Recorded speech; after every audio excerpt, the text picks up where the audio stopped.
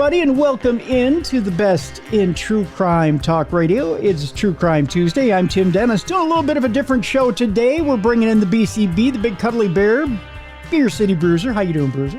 I'm doing great, Tim. I can't wait to rip some of these headlines and see what we got going on in the world today. That's what we're doing. Spoiler alert. It's ripped from the headlines. Yeah, I guess I should have waited for you to say that, huh? No, my bad. That's okay. You're fine there, buddy. We're ripping some headlines today, mainly because we're meant to do this as a July 4th show, but you know what? We were kind of fortunate to get Todd Goldberg over the holiday weekend, so we took advantage of it. Normally, it's kind of hard to book authors over the weekend because they have plans. They're people too, but we were fortunate to get Todd Goldberg over the weekend, so we just decided, you know what, we're going to do this show and over the week after July 4th, and then we'll pick it up and we'll start getting back into some authors and some true crime over the next few weeks. We got some interesting authors over the next few weeks, that's for sure. And then later on in the week, Bruiser, oh my gosh, we keep hitting some home runs here on Darkness Radio. Later on in the week, I believe it's pronounced Dacker Stoker. That's Bram Stoker relation, correct? Yeah, is it the third grandnephew? I have to go back and see, but he's deep in the relation to Bram Stoker. It's the 125th anniversary of Dracula this year.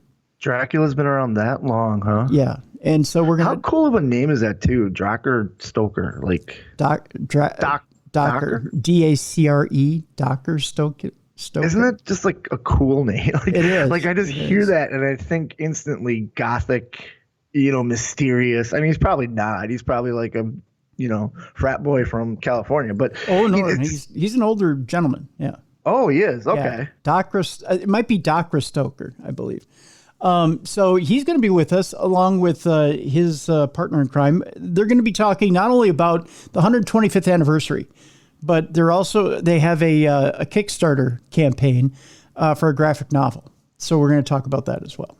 For Dracula? Yes, for Dracula. So really? Yeah, for a Dracula related project. So, and they have some interesting 125th anniversary merchandise you can get, but it's for a limited time only. So. Oh, I have to listen to that show to find out where, because that's one of my favorite books. I love the movie. Yeah. Both movies, the Bela Lugosi movie, which is loosely based on the book, I believe, right? Mm-hmm. And then the remake, which came out in the 90s, which blew my mind when I was a kid, because it was like, because it's not a real fast-pacing movie, it right. Kind of goes all over the place. Yeah, yep. But I'd already read the book. And it's true to the book. Yep. So it's kind of a fast-paced week here. We've got True Crime Tuesday. Of course, we have your supernatural news tomorrow. And then I believe it's Dr. Stoker. I'm going to have to get the correct pronunciation there. He's going to hate me for not having the correct pronunciation there. I just want to know if he's a brooding old man that's all like gothic and like in the Monster Squad, how they always joked about the old man in his house and stuff, and he just turned out to be a Holocaust survivor or whatever. Like you're going to be disappointed. He looks more Stephen King than he does. Really? Yeah. Go look him up on Facebook. Okay. Yeah, go add him on Facebook. He's a very nice gentleman. Yeah, actually, he's going to be on the show. I believe it's Chris McCauley is his Dr. Chris McCauley is his partner on the project. So we're gonna try and get both of them on the show. We'll talk about that project coming up, which is exciting. There's only a few days left to the project, so we want to try and get as many people to support that project. It's a Kickstarter campaign for a Dracula 125th anniversary graphic novel. So I definitely support that. Yeah. You and I are both comic geeks, and I've actually gone back and started watching the Comic Book Men shows, which gets me hyped up to see stuff. And a Dracula graphic novel, man, that would just be the bee's knees. Speaking of, it's totally not on any related subject whatsoever. You know what I picked up? Not this past Saturday before. What? Tony Schiavone, Butts and Seats graphic novel. That's right. He did release one. Yeah, I picked it up. You got to tell me how that is. Is the artwork pretty cool? It looks cool. I haven't read it yet, but I've been so busy with stuff I haven't had a chance to thumb through it. But Yeah, it's basically his life story. It is. But instead of writing autobiography, he did it as a graphic novel. Yep. So I'll let you know how it is. Please. I think I might be able to get another copy for you if you want a copy. Yeah, I get. I love wrestling, I love comics, and I love history. So kind of hits all three. I don't know. Do you have a comic shop up by you? We've got a couple that I haven't been able to go to yet. Okay. My mother-in-law, when she was here, drove past them a couple of times and saw it. And then my wife, and they're actually right next door to each other. So I'm curious, do they get along or do they fight? Oh, that's a good question.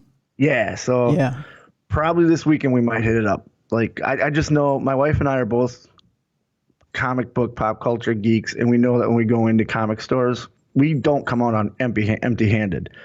And you know as well as I do, Tim, collecting comics can get very expensive. Oh, God. Especially when you want key issues. Yes, indeed. Yes, indeed. But I'll tell you, I see now. I'm gonna give a plug for my buddies up in St. Cloud, Granite City Comics. See, I go to Granite City Comics, and they take care of me. So, but yeah, I was looking specifically for Tony Schiavone butts and seats, and I went to my buddy Tim over there at Granite City Comics. He hooked me up. That's awesome. It's kind of hard to find. It came out. Because it's an independent comic, so it's not in every. Yeah. It doesn't have the backing of Marvel or DC. It's an independent. Yeah, and But you know what? That's how Walking Dead started. Yeah, that was an independent comic. And last night, my wife and I were talking about Tank Girl. If you remember that, that was because I was telling her she would love it. Yep. She's never read it, never seen the movie. So, independent comics sometimes are better than the mainstream. And you get a good dealer, a good comic dealer out there, and they can find you just about anything. I think that's what this weekend is going to be: is building relationships. Yep, and spending money. Yeah, well, there's that too. There's that too, my friend. Again, Bruiser pointed it out. Ripped from the headlines. We're just going to quit keeping track of how many of these we're doing. I think this may become a semi-regular segment. It's kind of popular too, Bruiser. I've been looking up the numbers for Ripped from the headlines. Yeah, people like it. Hey, you said you Googled just dumb crimes and went down a bit, and there we were, huh? Yeah, it came up. So people are liking it. They're liking the Rip from the Headlines and Dumb Crimes, Stupid Criminals together. So unfortunately, we're going to start it out with an obit. Oh, yeah, that's sad. I take it you were a fan of The Sopranos? I was, and I read this, and he was one of my favorite characters on there, too. Yeah. Because he was almost the comic relief without being the comic relief. Yeah, Tony Sirico, who played Paulie Walnuts on The Sopranos, died last week at the age of 79. He was a gangster in real life, believe it or not. And then he played one on TV. So he didn't have to prove to anybody that he actually knew what he was talking about. He knew the real deal.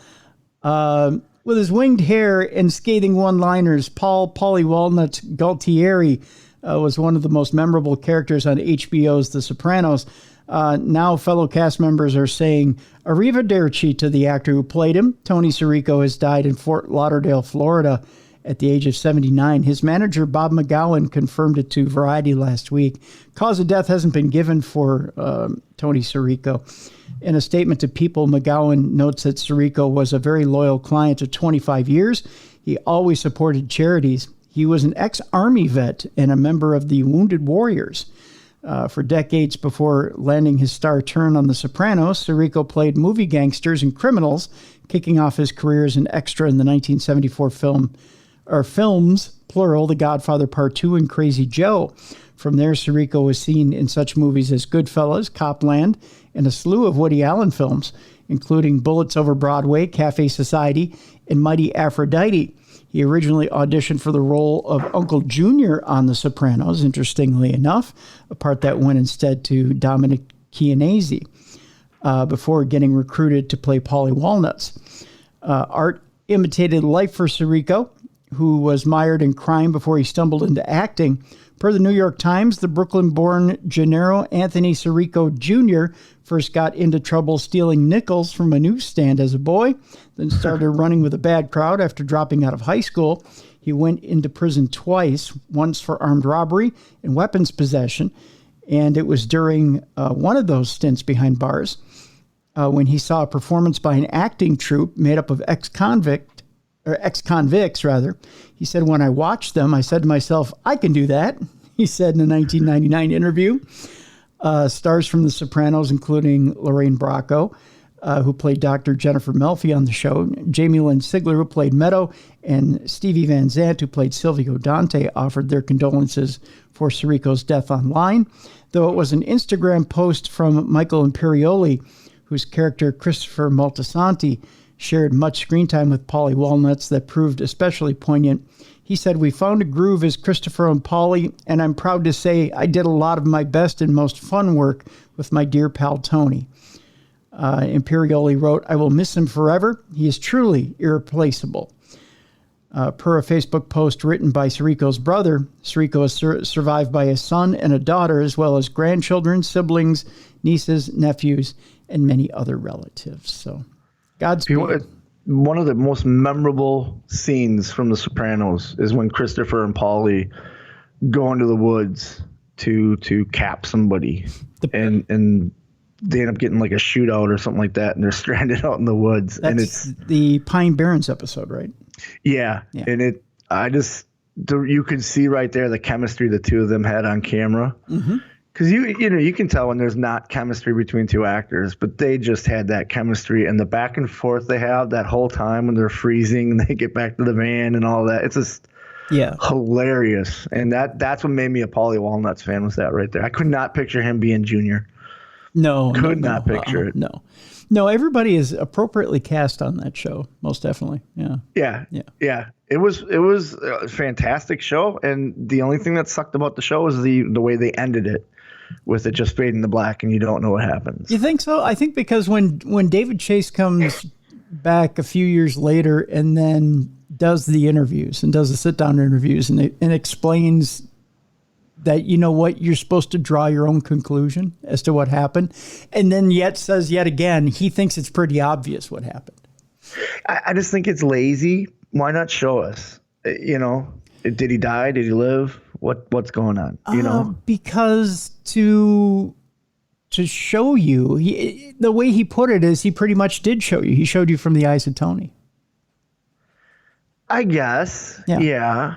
I don't know. I wish we could have gotten the show has always been through the eyes of Tony. Yeah. And so true. You saw the ending through the eyes of Tony. I guess it just ranks up there as one of the two endings to one of the three endings to a series I didn't really care for. The other two being Dexter and then Seinfeld. Yeah, I understand. And a lot of, you know what it is though? I think we pump ourselves up for the beginning of a new season of a show. We pump ourselves up for the season finale of a show because we have such high expectations. And when they don't meet, I think we were naturally disappointed. But we have to realize that there has to be an end, and there's only so many endings to the way something has to come to fruition. And there's not ever a good way to end something. It's either going to be like I'll ask you this. Did you ever watch Sons of Anarchy? Loved it. Loved the ending. I loved him riding and then putting his arms back. Jack's putting his arms back and his head back and essentially dying the same way as his father died before him. I loved it. Sons of Anarchy to me is the most perfect series out there. See, I think it killed any potential for any other spinoff to do as well as Sons of Anarchy did. And I think I've been proven right. I don't think Mayans I agree with you. Mayans isn't even near the caliber. Right. And I don't know, because they're right now in the process of creating First Nine, which is the origin, which is John Teller's story. Yeah. And the thing when you do something like that, so I'm a big fan of Yellowstone. Yellowstone was great. Well, the wife and I went back and watched the 1883, which is a prequel to it. Yeah. It's not the same as Yellowstone because you get so used to the characters. Yeah. Where when we do the First Nine, in our heads we have a Piney, we have Ron Perlman's character. We know who they are. We Bobby Vegas. You know what I mean? Yeah. But now we're going to see a younger version of them. Yeah. And that's where you walk that fine line. Now with Mayans, we fell in love with the Sons of Anarchy. We didn't fall in love with the Mayans because remember the Mayans were villains in the Sons of Anarchy. Right. You know what I mean? They're on again, off again villains. So when you go back and watch Mayans, you're right off the bat are like, well, I don't like these guys because you're indifferent. They're the to bad it. guys. Yeah. And I know there's rumors they wanted to do something with Meadow and AJ for Sopranos, but I don't know if that got scrapped or not. Well, I think after the lukewarm reception to the Sopranos movie, I think David Chase is okay with laying off for a while. I think the ideal was they were going to continue with, with Tony's journey into, being a made man. I think that was the next step, but because of the lukewarm reception to the movie, I think they're fine with putting it down. And, David Chase, I think he went into it with kind of a lukewarm reception. I don't think he was fired up to write it. I think it was just a matter of necessity. I think he did it to give Sopranos fans something because they've been asking for it for so long. Yeah. That's why I think he did the movie. That's exactly what it was. It was just time to kind of revisit that world in a prequel and show you where everybody kind of came from. And he did it. And he was okay with revisiting it, but I don't think it was a passion project. I don't think so either, and it showed in the writing. Yeah, it was kind of uninspired. Yeah. Let's move on, Bruiser. This is where we're kind of weeding into getting into the weeds a little bit. It's not going to be as flowery from here on out as we rip things from the headlines here in the rest of this first half of the program. I am sure as a father, if one of your daughters came home and said, Dad, a man put his hands on me and it wasn't in a way that was favorable, you would pretty much go get the shotgun or you'd take care of him with your bare hands. Oh yeah, I would have to be restrained, yes. Yeah. Yeah, because my mind wouldn't be thinking about consequences. No, and you would never as a father think that way. You would never think, there's got to be consequences for that type of thing, especially if a boy or a man tried to rape your daughter. Well, a man allegedly killed and attempted to dismember a man who tried to rape his girlfriend, of all things, and is paying the costs for it right now. Well, I'm assuming he was arrested and not going to go to court. A 29-year-old California man was arrested after allegedly killing a man who tried to rape his girlfriend during their date night. According to a news release from the Laramie Police Department on June 27th at approximately 7:43 p.m., officers launched the investigation after receiving a missing persons report. Hunter Fulton allegedly fatally shot the missing male victim, claiming that he was protecting his girlfriend, the Laramie Boomerang reported. According to an affidavit obtained by the Laramie Boomerang on June 24th and in the early hours of June 25th, Fulton and his girlfriend first came into contact with the victim, listed as MTC in documents at Copper's Bar. Fulton and his girlfriend were reportedly out on a date, and MTC made a sexual pass at her. Fulton allegedly confronted the victim, and he apologized. At that point, you think everything's square, right? You'd think. Yeah. Fulton and his girlfriend left Copper's and went to a room at the Gaslight Motel. Not the most romantic thing in the world, the Laramie Boomerang reported. That's a horrible name for a motel. It really is, yeah. In nowadays terms, I'm sure when it was created, it means something else. Sure, yeah. The two also allegedly took cocaine in the room because why not? Yeah. The Fulton reportedly left the motel room, leaving the door open, and the victim then entered. Oh, that's bad. Yeah. Then the victim allegedly tried to sexually assault the woman at knife point. According to the affidavit, Fulton returned to the room, and he and MTC got into a physical fight that led to Fulton fatally shooting MTC. The girlfriend reportedly went back to California, and on the afternoon of June 25th, she told authorities MTC's body was in the room. That's so she called the cops on him. Yeah. Yeah. I can see there's a lot of things that, hindsight's 2020, where obviously it's third party looking in. If my wife and I are in a room and I leave, I make sure the door is closed. Right. And then if I'd come in and see someone assaulting my wife, yeah, it's going to get physical, but I wouldn't pull a gun on the guy. You know what I mean? It would Yeah. be physical to the point where, I'd harm him and then restrain him until the police showed up.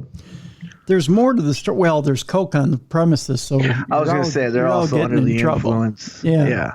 They're not thinking straight. On June 27th, MTC was allegedly reported missing, which initiated the investigation. A couple days later, on June 29th, officers found Fulton sitting in his car outside the Gaslight Motel, and he told officers they would find everything you need inside the room. That's balls. So I don't think him and the girlfriend were on good terms after the shooting. If she left him there and then called the police right away. Authorities reportedly searched a motel room and located the victim's body in the bathtub with cuts on his torso, along with a saw nearby. Yeah, it's not like you'd think dismembering a body is pretty easy, but from every serial killer I've ever heard interviewed, it's actually a process. Fulton had allegedly bought multiple saws from a local hardware store on June 25th. Investigators believe Fulton tried to dismember the victim's body. Fulton was taken into custody, and during an interview, Fulton reportedly told authorities, if your girlfriend would have gotten raped, you would have killed him too. Not the thing you want to say to police. No. According to police, Fulton was arrested and charged with second-degree murder and mutilation of dead bodies. In the state of Wyoming, police said second-degree murder is punishable by a minimum of 20 years in prison to life. Mutilation of dead human bodies is reportedly punishable by up to 5 years in prison and a fine of up to $10,000 or both. And his self-defense defense is completely out the window because what he told police. Yeah, he just said, it's in there. Everything you need's in there. I was told if you ever get arrested, guilty or not, first thing you do is ask for a lawyer. Whether you're guilty or not. Everyone thinks, if I'm arrested and I ask for a lawyer, they know I'm guilty. Nope. No. Ask for a lawyer, guilty or not, because it's just your protection. Yeah. Continuing upon the hackening jury, or journey, not jury. See, you got me thinking in terms of defending myself. Well, hacking people up, Tim, and we don't know about it? We're just, no, not me. The only thing I'm hacking up is a steak, my friend. Parents push for a teen who said she Michael Myers'd her sister to be tried as a juvenile. So she put on a mask and stabbed her sister. Okay. This is all ripped from the headlines over the past couple of weeks since we've been, attending to other things here.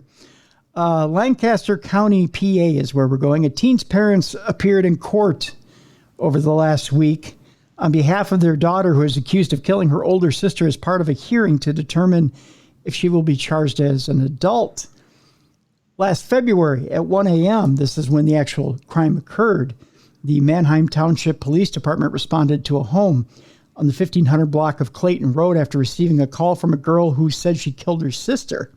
According to the Lancaster County District Attorney's statement cited by WGAL-TV, officers reportedly located 14-year-old Claire Miller, who led police to her sister Helen's bedroom, where she was found with a stab wound on her neck. The district attorney's office says investigators believe the stabbing occurred while Claire and Helen's parents were asleep. Claire was taken into custody at the scene and booked on a charge of criminal homicide. WGAL reports Helen had a large knife in her neck. Ooh. And Claire allegedly told police, I stabbed my sister. Hey, at least she's honest. Yeah, she's not lying about that. According to WGAL, a hearing began this past week to decide on Claire's trial. She didn't give a reason to the police? She just said, I stabbed my sister? Yeah, she just said, I stabbed my sister. On Tuesday, June 28th, Manheim Township Police Detective Jonathan Martin said Claire was standing outside in the snow covered in blood when they showed up. While at the police station, she allegedly heard a Halloween ringtone and says, I Michael Myers'd my sister. That girl needs help. Yeah. She needs some mental help. Yeah. Helen was reportedly stabbed 2 times in the chest and jaw and 3 times in the neck. Oh. Yeah. According to Lancaster Online, Miller's parents told a Lancaster County judge their daughter suffered from mental illness, bullying, gender dysmorphia, and more. Helen reportedly suffered from cerebral palsy and was not able to communicate or walk, but Claire loved her sister a lot. Yeah, if you love somebody, you don't stab them, what was it, 9 times? Yeah. Claire was reportedly a star student at Lancaster Country Day School. Was involved in student body politics. She was bullied in 6th grade, and when she was 13, she allegedly came out to her father that she believed she was supposed to be a boy. Lancaster Online reports Claire's parents said she started cutting herself and having hallucinations. She allegedly told a psychiatrist that she had a boy me and a girl me that were separate from herself and not just her thoughts. The female voice allegedly told Claire to drink blood and harm herself, but the male voice was nicer. On the night of February 21st, 2021, Claire allegedly tried cutting her neck and then attempted to stab the female hallucination, but it ended up being her sister instead. Okay. Yeah, this girl needs, I don't know why she wasn't on any medication. I don't know either. Dr. Susan Rushing, one of the psychiatrists who evaluated Claire, said the sensation of blood on her was what snapped her out of it. Both Rushing and another psychiatrist diagnosed Claire with depression, anxiety, and active psychosis during the killing. They reportedly noted the mental illnesses were caused by several factors of trauma she had been going through, including her gender dysphoria, COVID-19 isolation, bullying, and a friend's suicide attempt. Claire is currently in custody at an adult female-only state prison. According to Lancaster Online, if Claire gets moved to juvenile court, the focus will reportedly move to rehabilitation and supervision until she turns 21. Homicide, however, automatically counts as an adult crime in the state of Pennsylvania, but since Claire is a minor, she's able to petition and have her case heard in front of a juvenile court judge. Well, I hope they get her into a mental institution to get her help, the help that she needs. You know, this is clearly a mental health case. You know, where she all the stresses in her life and she doesn't have the tools to handle it. Yeah. When my son was younger, we had an issue where he had voices. He heard voices, and he would see things and stuff. So he ended up spending some time in a mental institute, getting the therapy and all that he needs. And what it is when he's stressed out, his brain doesn't know how to handle it. Yeah. So they gave him, he was on medication for a little bit, and then they gave him the tools and stuff, and then they did like the MRIs and all that, and they found out that there was something with his eyes where, like you and I see a tree waving in the wind, mm-hmm. His eyes were slower, so he couldn't see the tree waving in the wind, so his brain would make something up, and it was always a man in a suit and a top hat is what he'd always see. Oh my God. And, you know, so they figured out how to correct that, and he's been fine ever since. But it's just that if we wouldn't have taken those steps to get him the help, or he actually did the first steps by saying, hey, I need help. Voices are telling me to do this. Wow. And as hard it is as a parent to deal with that, because you don't want anything to happen to your children. You want your children to be perfect, you know, nothing wrong with them. But when they come up and they tell you this stuff, you know, there's 2 ways you can go. You can ignore it and, oh, it's just your imagination, or you can take it seriously like we did. And we went the medical route, and they MRIs and spinal taps and all this stuff. And then he got the help he needed, you know? And I think that's what this girl needs. She needs help like that. Yeah. Because she obviously has something going on where the stresses in her life are causing her this disassociation. Yeah, most definitely. Most definitely. These next 2 stories are the you buried what where stories. These are always fun. Yeah, a Georgia man is arrested after the body presumed to be his missing wife is found under the flower bed. Oh, of course. I have chipmunks that love to bury a bunch of stuff in the flower bed, but it's generally sunflower seeds and almonds. Never found a body. however, in the Wasn't flower it Walking Dead where just look at the flowers? Just look at the flowers. Yeah, and bam. Thanks for that reminder there, Bruiser. Yeah, we go. Yeah, and then Sons of Anarchy. We were talking about that too. Yeah. Wow, your references are dead on today, Bruiser. Hey, We told you, pop culture, man, and murder and mayhem for some reason intrigued me. And you used to always think you'd bury him with the daisies, popping up daisies, and that's where the body was. Wow, You never heard that? you're like the Dr. Green Thumb of murder references today. Sorry. It's great.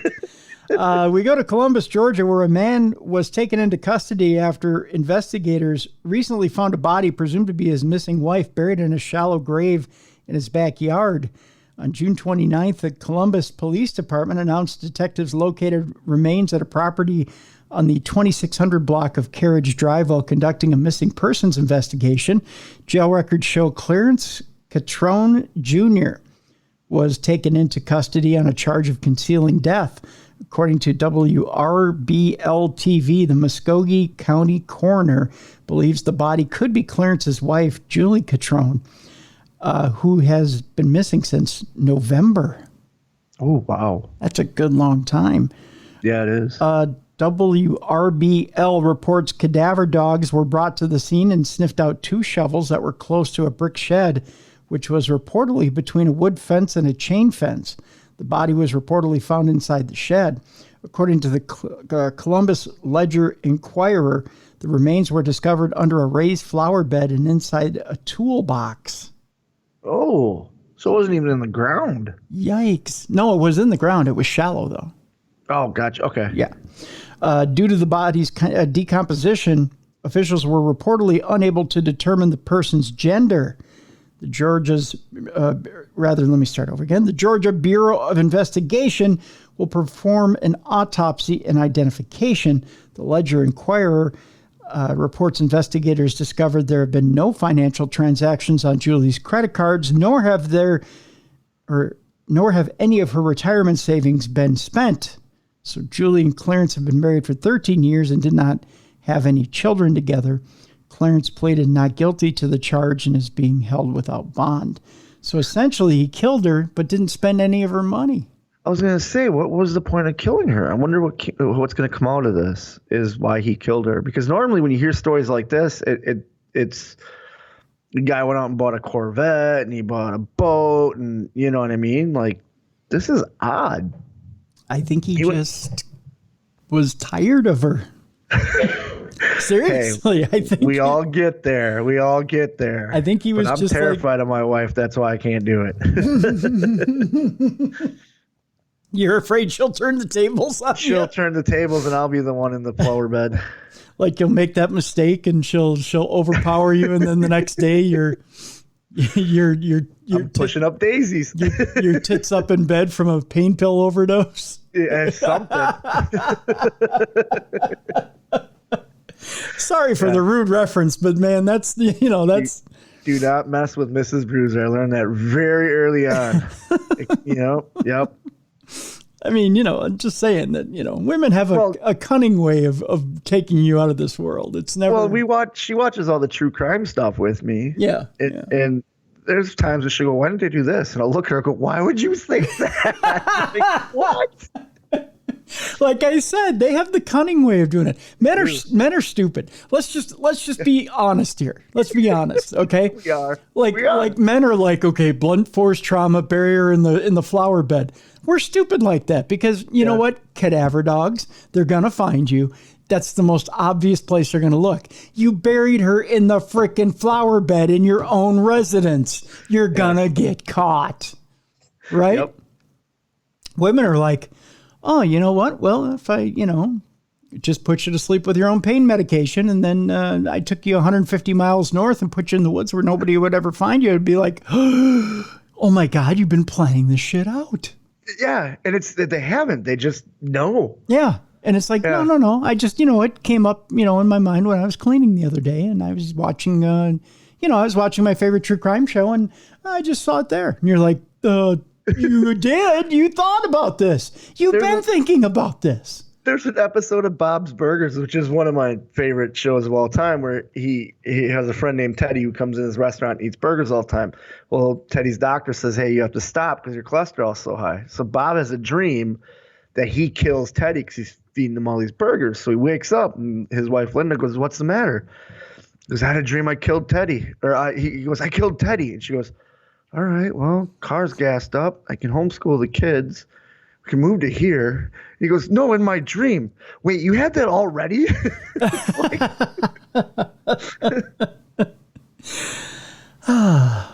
Well, Bruiser, part two of you buried what, where? And again, maybe I'm giving the ladies a little bit too much credit here. I don't think you are, because out of all the serial killers that are caught, majority are men. Yeah, true. Not saying there's not women, but there's the one of the most famous ones is Dorothea, and she would run a house, and she was a known scam artist, but she would run a house where she would let the old and elderly come in, and she would take their social security checks. Well, then when she'd kill them, she would bury them in her yard too. But by throwing people off, she would always talk about how great her garden is and how she would use special fertilizer for her garden. So no one suspected this old lady. Oh, yeah. And it turns out she wasn't as old as she was saying she was. She was acting as an old lady because nobody would believe an old lady would do something like that. True. Very true. Well, you're kind of on the right track here. We're going to Louisiana, where a woman was arrested after remains of a missing person was found buried under her home. Ooh. That's one strong lady. See, in Louisiana, you could feed them to the gators. Why bury it under your house? That's true, yeah. I'd think Louisiana and Florida, you just go to Gator Alley, toss the body in, and hope to get... Well, then you're also taking that risk. You want to know the best way to get rid of a body in any state? Pig farm. Yeah, oh, yeah. You're doing some Silence of the Lambs there, some Hannibal. Yeah, pig farm. Yeah. Or everything. Or Deadwood. They used to do that in Deadwood. Oh, okay. I see. I'm not familiar with Deadwood. You haven't watched the show Deadwood? No, I've heard about it, but I haven't watched it. You are missing out. Get yourself some HBO Max and watch Deadwood. I got HBO, so I will put that on the list. Yeah. 39-year-old woman has been arrested after the remains of a missing person were discovered buried underneath a home. According to a news release from I believe it's Amite City Police Department on June 24th, police received a tip that human remains could possibly be found under a home. Officers responded to the 300 block of South 3rd Street, where they reportedly entered the unoccupied residence and noticed the floor had been replaced. There's a good clue. Yeah. Hey, look, an abandoned house, but a brand new floor. We just thought it was time. Police said authorities uncovered the floor and dug into the ground, where they found Angela Stern's remains. The 59-year-old had been missing for over a year, according to police. The human remains were positively identified as Stern's by the Tangipahoa Parish Coroner's Office. Wow. That's a mouthful. Yeah, I believe it's Tangipahoa. I believe. I don't know. I don't live there. Louisiana. Yep. Upon further investigation, police said Joanna Phelps was arrested and charged with first-degree murder and failure to report the commission of certain felonies. She was booked into I believe it could be Tangipahoa, but I believe it's Tangipahoa Parish Jail. You can correct me if you live down there. Just email me at tim@darknessradio.com. She could have got away with it, too. She would just age that flooring. That's true. Tell you what, Bruiser, let's take our break right here. We're doing Rip from the Headlines today. Rip from the Headlines and Dumb Crime, Stupid Criminals. When we come back, former cop, unfortunately, does in his family after he was allegedly trying to escape abuse. We're also going to talk about a man who was holding a woman hostage at knife point and was shot as a result. And a Colorado funeral home owner pleads guilty to illegally, I can't even say it, selling body parts. Ooh. Yeah, we'll get into that when we come back. You're listening to an episode of Ripped from the Headlines and Dumb Crime, Stupid Criminals. It's True Crime Tuesday, right here on Darkness Radio. Welcome back to True Crime Tuesday. I'm Tim Dennis. Over there is Beer City Bruiser. We're doing Rip from the Headlines and Dumb Crimes, Stupid Criminals today. Kind of a special episode today. And let's pick it back up where we left off here, Bruiser. Kind of a sad story. A former cop accused of fatally shooting his wife and stepdaughter. They were allegedly trying to escape abuse from this former cop. Oh, he was abusing them. He was abusing them, yeah. Oh. A woman, that's sad. Yeah, a woman and her daughter who were fatally shot last week as they were reportedly in the middle of moving out of their home to escape an abusive situation. On July 2nd, I believe this is Enrico Police announced officers and members of the fire department responded to shots fired call at a residence on Phillips Woods Drive and encouraged neighbors to stay inside their homes. Officers reportedly heard gunfire coming from inside and said two males ran from the residence when gunfire erupted and made it to safety. Law enforcement officials eventually took Richard Crowder into custody at 6:24 p.m. following a standoff with police. When officials went inside the home, they reportedly found two females deceased, who they identified as Diane Crowder and Carly Zazix. According to Enrico Police, Richard Crowder formerly worked for the Enrico County Police Division. He retired in 2014. He was booked into the Enrico County Jail on 2 counts of second-degree murder, 3 counts of use of a firearm in the commission of a felony, and 1 count of malicious shooting. WTVR-TV reports the 2 men who escaped from the home were movers, taking Diane and Zazik's belongings. One mover told WTVR the 2 of them jumped out of a window to try and escape. Well, you got to do what you got to do if a guy's starting to shoot up the place. Yeah. He said, I know I wouldn't be here if I didn't jump because the standoff was 9 hours. I know he walked around the house plenty of times. I know he remembered we were in there. Diane's aunt and uncle told WTVR Diane and her daughter were attempting to get out of an allegedly abusive household. Enrico County jail records show Crowder is being held without bond. That's a sad story because they were trying to make themselves better.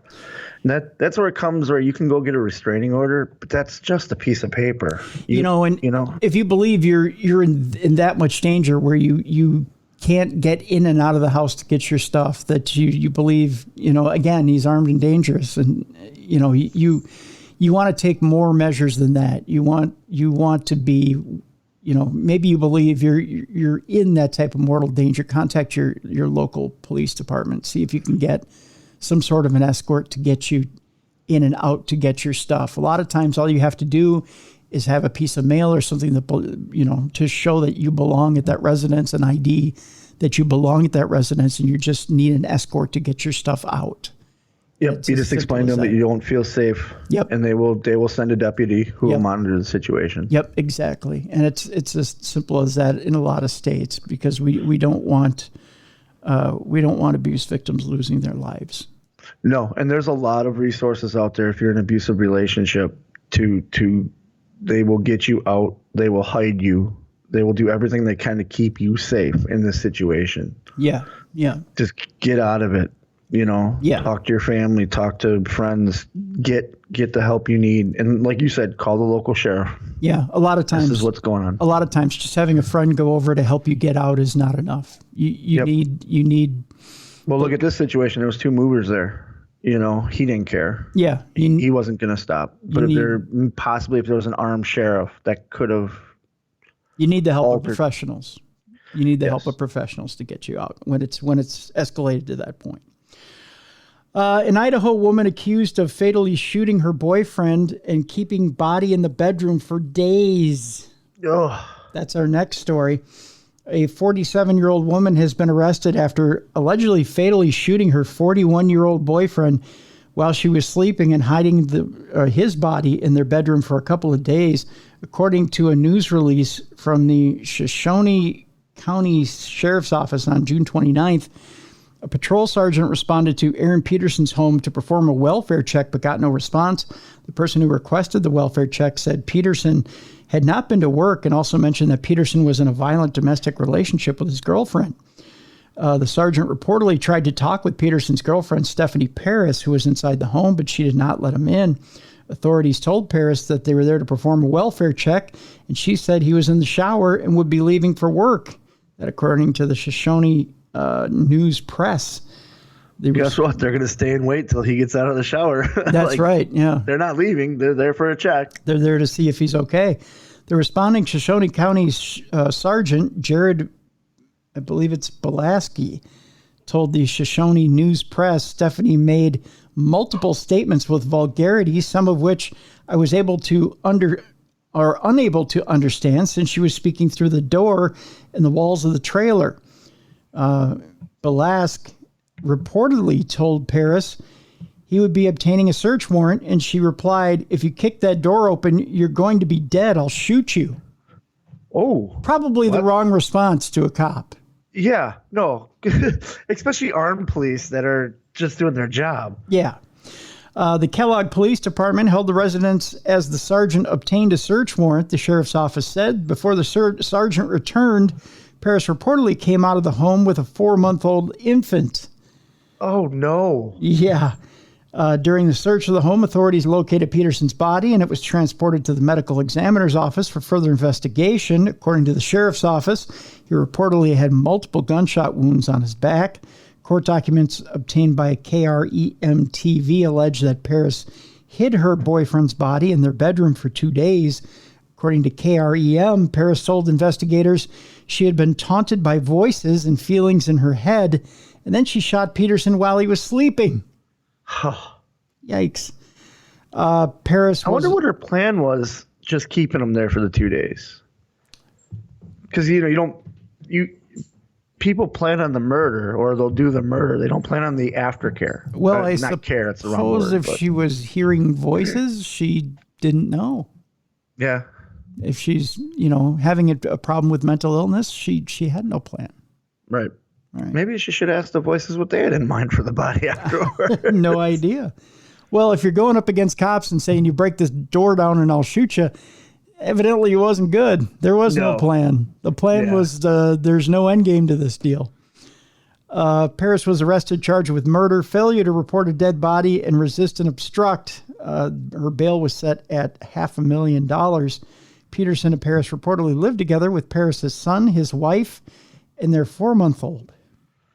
I feel bad for that 4-month-old, because that 4-month-old is the one that's going to suffer the consequences of everything that just happened. Yeah, exactly. And that's an innocent child. Right. We go to Florida, where a man accused of holding a woman hostage at knife point is shot by a Florida deputy. Okay.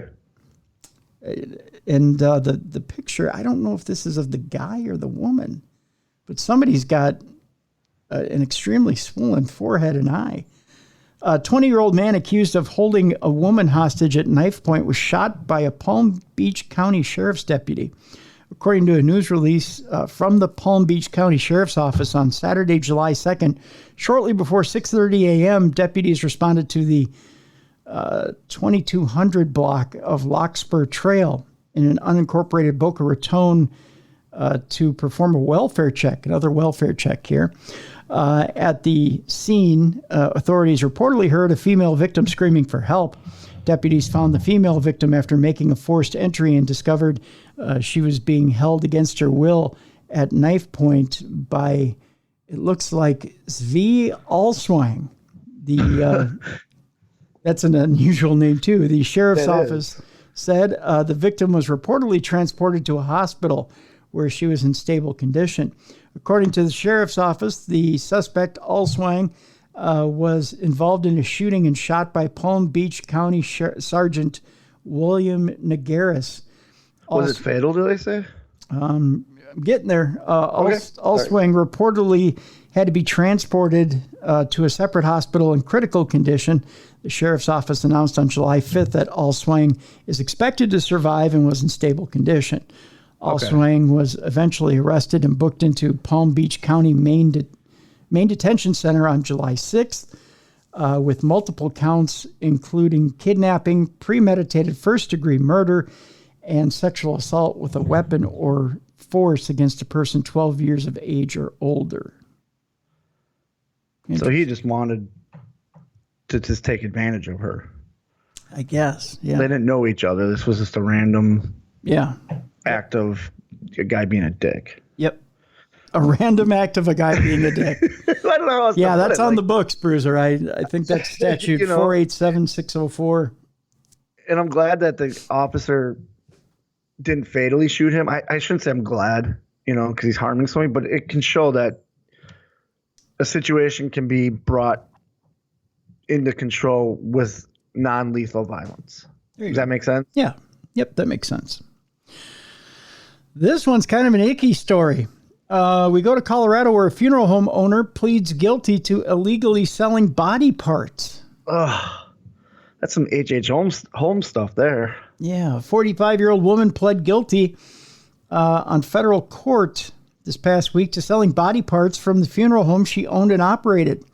In a statement, the U.S. Attorney's Office for the District of Colorado announced Megan Hess entered the plea for 1 count each of mail fraud. Oh, it was going over the U.S. mail. And aiding and abetting.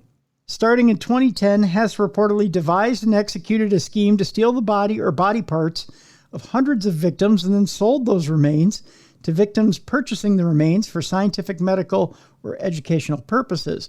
According to the Department of Justice, Hess was indicted on 9 charges on March 17th, 2020. Hess and her mother, Shirley Koch, or it could be Koch, one or the other, ran Sunset Mesa Funeral Directors, which would provide cremation and other burial services. They reportedly charged $1,000 minimum for cremations, which the Department of Justice said often did not occur. Oh, so they didn't even do the cremations. No, you just got a jar full of ashes of something. It was probably mom and daughter hitting the Pall Malls and then just ashing in a container, and that's what you got. You think she got busted because her Yelp review, someone Yelp reviewed, I ordered a left hand. She sent me a right hand. Yeah, it could be. In 2009, Hess reportedly created a nonprofit called Sunset Mesa Funeral Foundation Donor Services. Ew. So she's using a charity as a front. I guess. Hess and Koch reportedly failed to follow family wishes and neither discussed and nor obtained authorization for donor services to transfer descendants' bodies or body parts to third parties. The Justice Department said Koch and Hess reportedly gave families ashes that were not of their loved ones. Nope. It's like you said, they were smoking some Pall Malls and putting it in that urn. Additionally, Hess and Koch reportedly shipped bodies and body parts that tested positive for or belonging to people who had died from infectious diseases, including hepatitis B and C and HIV, after certifying to buyers that the remains were disease-free. So they're spreading those diseases because I think they still live, even though your body's dead, correct? I think. I'm not too scientifically up to date. I'm not sure on that. They often sent the remains either in the mail or on commercial flights. Oh, wait a minute. So you're telling me one of the flights I could have taken could have possibly had someone's thigh on it? Probably. According to the Daily Sentinel, Koch could face up to 20 years for mail fraud, though the plea agreement will reportedly lessen that term significantly. Koch's change of plea hearing is scheduled for July 12th, which has already... Nope, it's tomorrow. It's today. Well, it's today, yep. Yeah. And Hess's sentencing was scheduled for January. So there you go. What a scam. Yeah. And I wonder, it was for scientific stuff, which is good. I mean, there's no freaks out there that are buying body parts. But there's got to be a way to get this stuff legally. I think it's covered by a grant or something. It was just a scam just to make more money on the side. That's all it was. Yeah. There was nothing scientific about it. H.H. Holmes that's how he would get away with a lot of his murders is he would, after he killed people, he would just sell their bodies to universities because this is back in the 1800s. That's how he made his money. Yeah. Because it was expensive. Yeah. For a whole body, he'd get a bunch of money. And I mean, he was a con artist too, but that's how he hid that's why they don't know how many people he killed because it was given away for medical research. Right. Or sold, yeah. Yeah. Okay, we're getting down to the last few stories here of ripped from the headlines. And, just blowing your hand off, we were talking dumb crimes, stupid criminals over the July 4th weekend.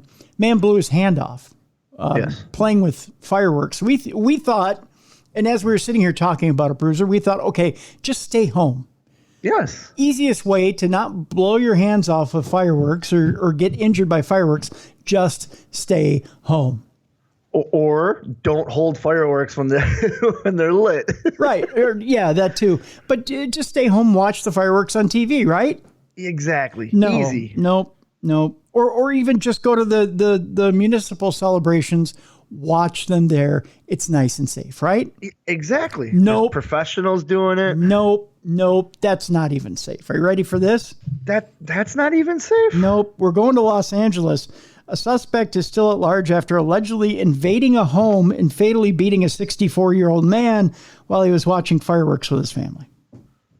What? He was just enjoying the 4th. Yeah, no. Why do you gotta do that, dude? You ruined the 4th for him. Yep. According to a news release from the Los Angeles Police Department on July 4th at approximately 9:30 p.m., Hollenbeck area patrol officers responded to the 2000 block of Griffin Avenue where they found the deceased victim, Jose Mancia. Upon further search of the home, police said Mancia's family was hiding in the home. According to KTTV, Mancia was watching fireworks with his wife outside when the suspect entered the apartment. The victim allegedly went inside the home at some point and ran into the intruder. The two were reportedly heard arguing before the suspect beat Mancia.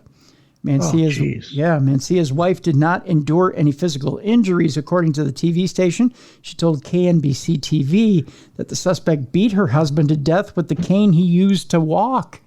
Oh my, that's just... Ripped it out of his hand and beat him to death.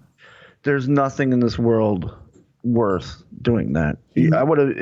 This intruder should have, first of all, not been intruding, but if he felt the need, as soon as the old guy walked in, you put your hands up, I wasn't here, and you leave. Mancia allegedly suffered several strokes in the past and was partially paralyzed and sometimes used a wheelchair. According to KNBC, the suspect is a man who was seen wearing a mask and dark clothes. Police did not specify any other details about the suspect. See, so he didn't have to beat him. He was already covered. They wouldn't have been able to identify him. It was just unnecessary. Yep. All right. Let me see here. How are we going to be? Okay, we're gonna do one more story here, and then we're on to dumb crimes, stupid criminals. Sounds good to me. We're going to try to end it on a good note here. Ripped from the headlines. We're going to go with a hero citizen who helped thwart an alleged planned July 4th mass shooting in Richmond, Virginia. Now, we did have the one in Highland Park. Yeah. Could have been worse. I know it's kind of a, 6 of one, half dozen of the other, glass half empty, half full type deal. But police say a hero citizen helped stop what could have potentially been a mass shooting at the Richmond, Virginia July 4th celebration. On Wednesday, July 6th, Richmond Police Chief Gerald Smith spoke at a press conference about a tip officers received, a swift investigation that followed, and the arrest of 2 individuals. Smith said that an individual who he referred to as a hero citizen reportedly overheard a conversation July 1st about a planned shooting at Richmond's Dogwood Deli, which is a public amphitheater that puts on plays, concerts, and other shows. The citizen called Richmond police and reported it to officers from the 2nd Precinct. According to Smith, police began investigating residents on the 1000 block of Columbia Avenue alongside Homeland Security and the police department's Special Investigations team. When detectives made their way inside the residence, they reportedly saw evidence in plain view that corroborated the hero citizen's statement that there was a concern. Investigators reportedly seized 2 assault rifles, 1 handgun, and 223 rounds of ammo. Oh, geez. Yeah.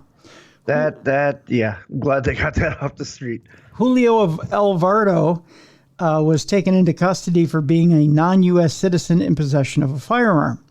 Smith says investigators began surveying a second suspect throughout the holiday weekend. They eventually arrested Rolman Balasarsal on the same charges as Alvarado. The FBI also assisted in the investigation. Both men were booked into the Richmond County Jail without bond. Smith noted there's no telling how many lives this hero citizen saved by this one phone call. So there we'll end, ripped from the headlines with that one good story. Yeah, you got to excuse my Ziggy Star pups running around crazy, so if you hear that, I'm sorry. Oh, that's okay. What is he tearing up the... She's just a puppy and having fun. No, there you go. There you go. But I'm glad that there's heroes out there, and people nowadays need to do that. What was that they always said in the airport? See something, say something. That's right. Remember that was the big thing after 9/11? Yep. I think we need that nowadays too, where see something, say something. Because look what happened. That person said something and prevented a mass. Because instead of 2 on July 4th, we just had the 1. Which, that's right. Cup half full is what I'm trying to do there, you know? Half full, half empty. Yeah. So with that, it's time now for us to jump into dumb crimes and stupid criminals. It's Crayon News story time.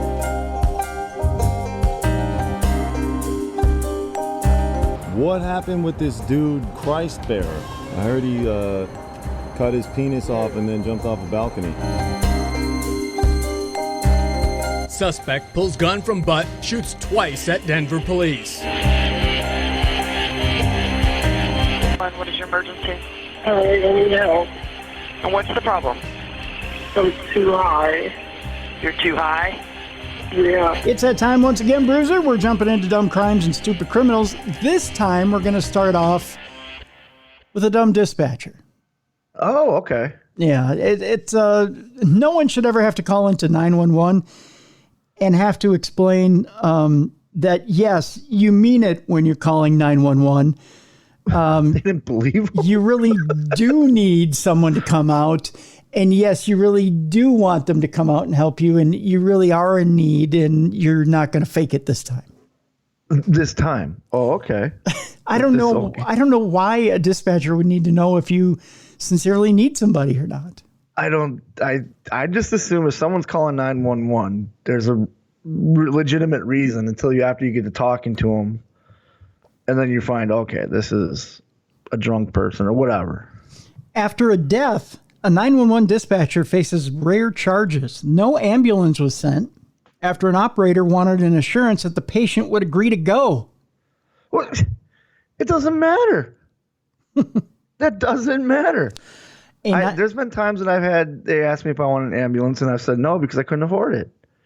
But I still needed them to come to take a look at me, and then they say, you need to go to the hospital. Like, okay, I'm going to get in this car, and I will drive to the hospital. I hear you. A 911 dispatcher was going to send an ambulance. He told the Pennsylvania woman on the phone, whose mother couldn't walk or speak and was turning yellow, but he had questions first, according to a recording. We really need to make sure she's willing to go, he said. Kelly Tichenell, who was driving to her mother's rural home, answered, she will be because I'm on the way there. So she's going or she's going to die. The dispatcher repeated the question, with Tichenell finally saying, okay, well, can we just try?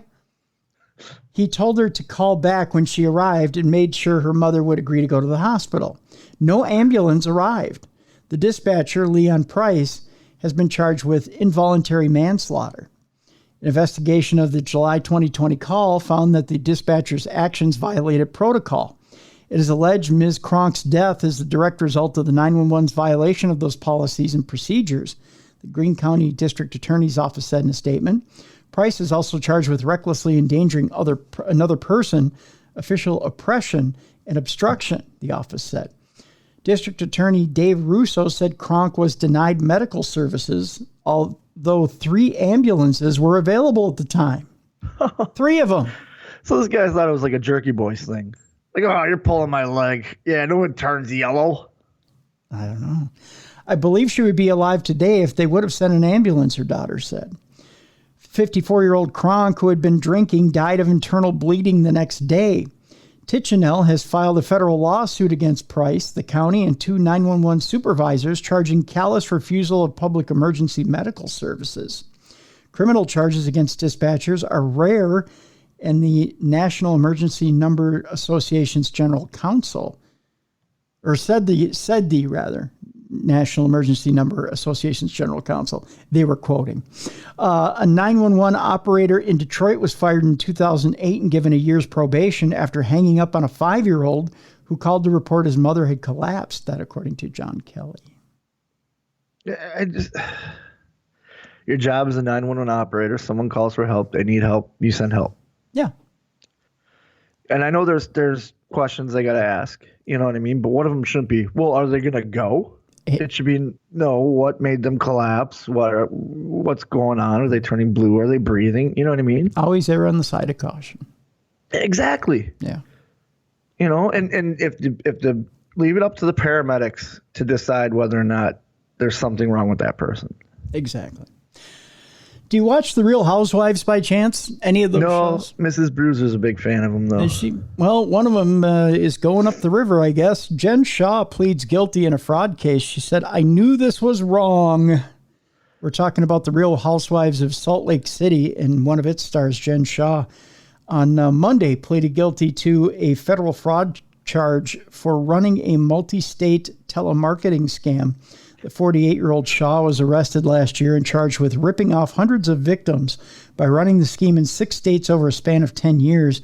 On Monday, she copped to 1 count of conspiracy to commit wire fraud in a Manhattan federal court. From 2012 to March of 2021 in the Southern District of New York and elsewhere, I agreed with others to commit wire fraud, Shaw, who wore a dark blue pantsuit, told U.S. District Judge Sidney Stein. I did this by knowingly providing customer names to people who were marketing business services that had little or no value, she said, adding that buyers were misled about the value, and that's why they bought the services. I know this was wrong, Shaw said, and told the judge. I know many people who were harmed, and I am so sorry. She faces up to 30 years in prison, the judge said. She's due to be sentenced in the case on November 28th. Finally, a telemarketer got what's coming to them. Don't call me at dinner and ask me about my auto warranty. If only it were that auto warranty thing that she's being nailed for. I got to the point with them where I just decided to have fun. And when they, like, if it was an auto one and they ask you what car it was, they'd always say it was an 88 DeLorean or an 85 DeLorean. And they go, oh, how many miles? I said, I don't know. Let me look at the flux capacitor. And I just described basically the DeLorean from Back to the Future. You know, you can buy a flux capacitor at O'Reilly Auto Parts. I do know that. You put in the point, what is it, the gigawatts number in there? Yep. Yep. But I should have recorded these because you would have got a kick. I would see how mad I could get them. And I've gotten plenty of times where I've been cursed out on the phone. I had one guy where I'd repeat every question he said. I had one where I would answer hello, and then I would just start talking like I was having a like I butt dialed them. Okay. Even though they called me. You know, it's like I've got all the time in the world. If you want to bug me, and I get it's their job. They're doing what they have to do. Yeah. Yeah. But come on. But, you know, it's fun to have a little fun with them. It is. By the way, the business that Jen Shaw was in, they duped investors, most of them over 55, to invest in dubious online projects and selling bogus business services from 2012 until this year. Well, good. Yeah. Was she the one whose husband was found, and then he, instead of going bankrupt, he left everything to like her or something like that? I'm not quite sure. I don't watch those shows. I don't either. I'll have to ask Mrs. Bruiser. She was all about that. More extortion for you if you're ready for this. Oh, of course. We're always up for more extortion. This is the ultimate in dumb crimes. Are you ready for this? Okay. Because you would think being, I don't know if you're familiar with the OnlyFans. Me, myself, I have no idea what this is. I am. I actually want to start an OnlyCans where it's just me drinking beer. Oh, there you go. OnlyCans where you're drinking beer. I like it. Yeah. Yeah. Or I want to start an OnlyFans, but on my OnlyFans, I only post pictures of my fans. I like it. Yeah. Marketing. So here you go. Here's another one of my fans, and then a picture of them. Here's another one of my fans, and a picture of them. Because this is OnlyFans. Right. I like it. Thank you. Good idea, Bruiser. Extortion rap for a woman over her OnlyFans pics. You too can try to extort from your person who's on OnlyFans. Only problem is, dummy, they've already put the pictures up on OnlyFans. Yeah, and they're protected. Like you can't get them other places but OnlyFans. Well, here's the kicker. If you tell them, I'm going to show your mommy and your grandma, chances are they probably already know. Let's read the story, shall we? It's kind of a stupid story. In a bid to recoup a $45 debt from a former girlfriend, a Florida woman allegedly copied images from her ex's OnlyFans page and threatened to send the nude photos to the victim's mother and grandmother, according to an extortion complaint. Did they skip over the part where mom and grandma are in the pictures with her? I think so, or they're taking them. Yeah. I think, that's probably the one that... Who do you think's taking these pictures? Yeah, I don't know. Investigators say a 24-year-old, that's part of it, Eliza Jean, I believe it's Limite, was in a romantic relationship with the victim and in the early stages of dating when she threatened to disseminate her nude images if not paid $45. We'll just say it's Limite. Cops charge. She's blackmailing her for $45. What, do you need a tank of gas? Yeah, exactly. I need a bus ticket. Like, come on. $45. Extort money. Yeah. $45 isn't even lunch money. No. That's not even a date to the movies nowadays. Yeah. Limite cops charge went to the victim's OnlyFans page and screenshotted nude images and saved them to her camera roll without authorization. Limite then texted one of the nude images to a third party and sent this proof of dissemination to the victim. In a subsequent text to the victim, Limite allegedly demanded the $45 you owe me or else. So she just wanted to be paid back. There's other ways of going about that. She said she would send your nudes everywhere. And yes, I have them all. Maybe mom would want to see them or grandma. She has an OnlyFans. She knows that her nudes are on the internet. She put them there. Yeah. I think mom and grandma probably saw it from the beginning. Yeah. Grandma's probably like, oh, I know her. I've seen that. I saw that tushy when I was little. Grandma sends in a pic of her as a baby, like laying on a bear rug. Yeah. Because that was the rage. I don't know about when you were a kid, but it was a rage when I was a kid that parents would put their babies on a bearskin rug and take a picture. Yep. Right? Yep. So grandma just sends one back, like, pay me $45. Here's her ass on a bear rug. This one's worth $50. It's so cute. Limite was arrested Sunday on a felony extortion charge. She subsequently was released from the county jail after posting how much bond, Bruiser? More than $45. Oh, yes. I would say $500. Oh, you're going low here, my friend. You always yell at me when I go too high. Okay, $2,350. $2,350. Keep your feet on the ground and keep reaching for the stars. $5,000. Keep going higher. Okay, let's see what. $10,000 bond. Oh, so who's she gonna extort that from? I don't know. She better have more nudes out there, though. According to online profiles, Limite graduated from the University of Tampa, evidently not a school that teaches common sense. I don't know if there's any Florida schools that teach that. She got a criminology degree. So she knew what she was doing was illegal. She works as a legal assistant at a Tampa law firm. She'll probably be fired. Do you think that she's going with them for her defense team? They probably won't represent her. No? You don't think there's like an employee discount for her or anything? They'll probably say you should have known better. She also probably should have said, here's $45, leave that poor girl alone. Exactly. She also operates an online business selling Zen candles, crystals, and art. Ah, okay. So Etsy. She probably should have got the $45 from there. What's that? Do you think she started an OnlyFans to raise the $10,000? She should. She should get on that right away. In the let's see how much we can push through the border category, I think I know where you're going with this because I was doing cardio yesterday. And I literally had to look up at the TV like 4 times because I didn't believe what I read. Let's see if this is the one you read. If it's the California border, then Yes, it's the it one I read. is. Yep. Okay. Yep. You now see why I had to look up a couple times going, huh? More than 5,000 pounds of meth is seized in a monumental California bust. Do you have a picture of it in front of you? I do. How they piled it up like a pyramid. It looks like a pyramid from Giza, doesn't it? Like one of the pyramids of Giza. Yeah, and there's a chocolate lab in front of it. And the lab so happy. The lab is like engulfed by this pyramid of meth. Yeah. And the lab looks so proud, like, I found this. I got it all. This is all my dog food. The lab has no idea. No, the lab's just doing his job. He just wants to play with this toy. Yeah, he wants to take it out and have somebody throw it to him.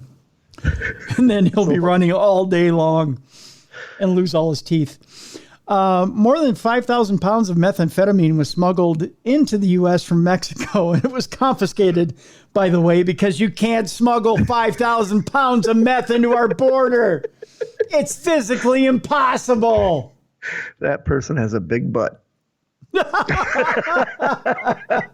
That is a big cavity search, by the way. Now, here's how they did it. You're 80% meth right now. My God, sir. Your ass is as big as the border. You are going to be popular in prison, sir. You don't fit through the gate. So it was confiscated in a record-breaking seizure. I would have had a seizure if someone tried to shove 5,000 pounds of meth up my ass. Me too. Probably would have happened at the 1,000 mark. Right there in Southern California. The bust, which marked one of the largest meth seizures ever in San Diego County, occurred after agents spotted a 20-foot commercial box truck crossing into the U.S. How obvious could you be? No, Hey. the obvious part was it said meth or us on the side. It says hurts on the side for a reason. Because it's going to hurt when you pull me over and arrest me with all this meth I'm about to lose. They probably shouldn't have been playing that ice cream jingle while they were crossing the border either. Yeah, exactly. That'll attract attention. So it occurred after agents spotted a 20-foot commercial box truck crossing into the U.S. via the Otay Mesa commercial port of entry on Thursday. God, They tried to pull an Obi-Wan. This is not the meth you're looking for. These are not the packages you're looking for. Oh, yeah. How incredibly stupid. According to the U.S. Attorney's Office for the Southern District of California, this monumental seizure represents another win against drug cartels that fuel addiction in the United States, said DEA Special Agent in charge Shelley Howe, who couldn't believe her incredible luck. Federal prosecutors said 4 suspects from Tijuana, Mexico, who were obviously high at the time they tried this. So there was actually 6,000 pounds before they got in the country. You think that's what the meth dealer, the guy who cooked it up, is like, what happened to the other 500 pounds? They only found 5,000? We smoked it. We're seen good. We're seen unloading dozens of cardboard boxes from the truck and packing them into a Dodge van. Of course. They watch Breaking Bad. So wait a minute. So They're going from a bigger car to a littler car. they hit the border and went, oh, shit, this is never going to work. And started unpacking it into a van? Nobody's going to see us quick. Let's do this quickly. Agents then apprehended the suspects in National City, where they found roughly 148 bundles of a substance that tested positive for meth. The total amount weighed in excess of 5,000 pounds. Jeez. The suspects were identified as the stupidest people in the world. Oh, yeah. They are 37-year-old Rafael Alzua, 41-year-old Mario Contreras, 44-year-old Edgar Velasquez, and 41-year-old Galdrino Contreras. If convicted of conspiracy to distribute methamphetamine, they face a mandatory minimum of 10 years in prison and up to life behind bars, as well as a $10 million fine, which they'll never make No. because they lost their drugs. They could start an OnlyFans. That's true. They could start an OnlyFans. It's unclear if they've hired attorneys who could speak on their behalf. Here's what the attorney would say. Your Honor, I got nothing. Can't explain it. All the attorneys they try to hire just reading through the file. Oh, okay. You crossed the border. You crossed it in a box truck. Okay. You stopped in order to move the stuff to a smaller vehicle. Did you think all 5,000 pounds would fit in the van? No. Plus the 4 of them. Yeah, I did. That's why they were high. They were trying to cut it down because they got to get it in this van. I'm just curious. Not saying I'm going to represent you at all, but who was going to ride on the roof? And on the hood? Who's going to do the roof? Who's going to do the hood? And do y'all have passports? I would represent them just to find out their thinking behind it. So I could slap them up beside the head. Because whenever I did something stupid as a kid, my dad always slapped me in the back of the head. Yeah. That's what I do. I just walked on the line. Whack, whack. You would have 4 smugglers with flat back heads. Exactly. Yeah. Why did you choose a box truck? Whack. Why did you choose brown boxes? Whack. What was with the neon sign that says no meth here? Whack. Jeez. The suspects who were charged in federal court this past Friday were nabbed as sheriff's detectives tracked the truck that was connected to another large meth seizure 2 months ago. So wait, there was already a seizure and they didn't decide to change plates? I guess not. Or use a different vehicle? No. DEA Special Agent Rashad Scott wrote in probable cause affidavit that the same box truck was linked to a 1,772-pound meth seizure in San Diego on May 12th. Do you think the cartel down there is like, you think that was big, man? Wait till you see this one, man. We got you, man. An alert was placed on the vehicle, Scott wrote. So they already knew it was coming. If they brought it back, if they're stupid enough to bring it over the border once, they're going to get them again. I bet you the next one's going to be a 10,000-pound one. Well, if they can fit it. San Diego County Sheriff's officials had followed the truck, which first stopped in Olay Mesa, where a driver handed over the keys to another man, Scott wrote. The second driver then headed west towards National City, where 4 suspects later loaded the truck's cargo into 2 waiting vans. All 4 men denied knowing what was in the packages. Alzua told investigators that he had been recruited to move some boxes. And so he was like, oh, sure, no problem. I'm just a mover. Velasquez said he walked across the border from Tijuana after being asked by Mario or Galdrino Contreras to drive a truck. He claimed he didn't know that the narcotics were packed into the vehicle, according to Scott's affidavit. The Contreras brothers... What do you expect when you're on the border and a guy goes, hey, you want to drive a truck across the border for me? No. Sure, I'm a nice guy. I'll do that. The Contreras brothers told agents they thought they were smuggling marijuana and would be compensated for their efforts. Oh, so that's so much better. Oh, it's not meth, it's marijuana. And that's it's legal in California, isn't it? Not that way. They don't know that. They're just thinking, oh, marijuana is legal in California. I'll drive that across. From burning down a little meth to burning down a little store. Okay. With a goop candle.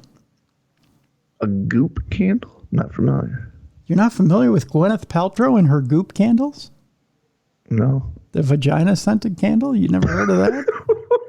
What? Come on, Bruiser, get with the times. It's what? It is. You're making that up. No. No, I'm not. You got your twatter machine there? Yeah. Okay, look up just on a Google browser. Google goop and vagina scented candle. I'm not going to get in trouble with my wife, am I? No, she'll probably order one. She'll know. Just spin around and say, honey, you know about goop, right? She'll tell you. Okay, you are. This smells like my vagina candle. See? I'm not lying to you. What is that? See? $75. Mm-hmm. Why buy the cow when you can get it for free? He says live on air. Well, like you got a shot with. Shall I tell the missus you have a shot with Gwyneth Paltrow now? I don't want to smell hers. I've heard of farts in jars. This is a new one. you just compared farts in jars with the Goop candle. Well, because people are buying like if I knew I could bottle my farts and sell them to make a living, I will. But how? Okay, so Gwyneth Paltrow literally had to go through a thing of smelling different scents. Going, no, she smelled her own brand and put it in a candle. That's not mine. It's just like, yes, it smells like my vagina. What? She's like, somebody wants to smell. She was like, somebody's going to get a whiff of my love cave and decide that that's pleasing. So this little shop that burned down smelled like vagina. Well, not necessarily. We're taking it beyond what Goop is an overall brand. That was one thing they offer. They offer much more. I'm an educated, enlightened 2020 man. It worries me you know this much about Gwyneth Paltrow's vagina. Well, no, there's more than just there's other things. Look at the other things there, Bruiser, while I talk about this story. And do you want to buy a vagina candle that's called Goop? I didn't. No, Goop is the brand name. It's It's like Coke and Pepsi. It's Goop is the. Now you're twisting my words. Goop has other things. They have beauty products that aren't necessarily around the vajayjay. But they also have sex products. She also has a Netflix show around her products. She's kind of a freak. I'm not going to lie. The minute you think? Wasn't it Brad Pitt who left her? Which actor left her? The lead singer of Coldplay. Oh, that's right. Yeah, the minute Chris Martin gave her the heave-ho, she became a freak. Yeah, their child Apple. Yeah, that's right. I forgot about that. Anywho, some strangely serious stories or some seriously strange stories, rather, have surfaced over the years in regards to Gwyneth Paltrow's Goop brand. But this one is right up there, and it involves the police. Okay, so that's why it's on Dumb Crime, Stupid Criminals. Just follow the smell of vagina. You'll get there, cop. Just follow the smell of Gwyneth Paltrow. As a police blotter item in the East Hampton Star explains, 2 men caught fire in a Goop store in the Hamptons after a most unusual explosion. The no-joke part of the story is that both men were hospitalized after the incident in Sag Harbor Village for treatment of burns. As for what caused this, a Goop rep, say that 10 times fast, has confirmed that there was an accidental fire in connection with a s'mores station inside the store. You can't make it up. They had a s'mores station I would visit that store. I think they made one. The 2 men did. With got a bunch of Goop. One of their candles. Give me the vagina candle. Come on, put it here. Let's make some s'mores. We'll make some vagina s'mores. Now you're onto it. Here's the story. A story at People magazine attempts to unpack that by talking to Village Police Chief Austin McGuire, who says the store was having some kind of an event on the day in question. Upon arrival, he said he was informed that the stone candle holders were being filled with rubbing alcohol, and event goers were using this method to melt marshmallows for s'mores. What? No, that's not how that works. Just light a candle and put your marshmallow.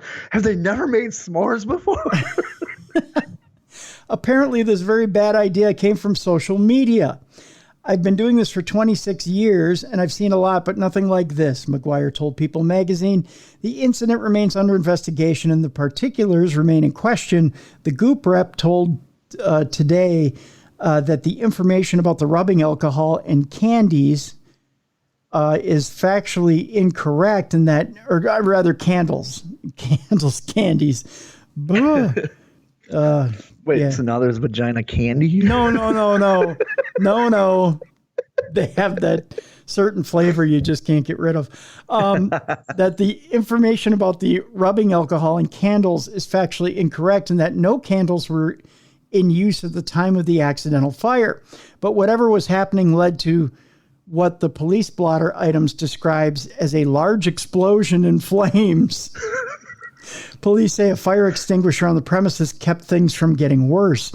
We're wishing a speedy recovery to the 2 injured parties and are grateful there were no additional injuries, says the Goop rep. Well, they can't be that stupid if they had a fire extinguisher in a candle store.